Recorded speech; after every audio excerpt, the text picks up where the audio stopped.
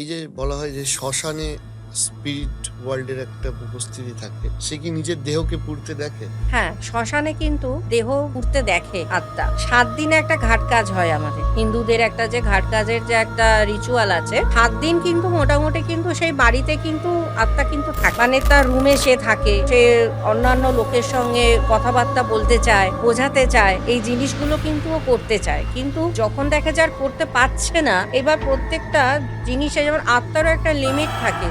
তার ওখানে বাড়িতে বসবাস করবার জন্য সাধারণ মানুষ যদি হয়, যদি কোনো সাধারণ মানুষের মৃত্যু ঘটছে, যদি সেই আত্মার কোনো কামনা বাসনা না থাকে, তাহলে সেই সাধারণ মানুষের কিন্তু ৪৫ থেকে ৪৬ দিনের পর আবার কিন্তু নতুন দেহ তাকে ধারণ করতে হবে। আচ্ছা। আর যদি কোনো সাধক স্থানীয় কেউ মারা যায়, সন্ন্যাসী মারা যায়, মানে সে রিচুয়ালে অভ্যস্ত স্পিরিচুয়াল জগতে, তার কিন্তু ৮০ থেকে ৮৬ দিন লেগে যায় নতুন একটা শরীর নিতে।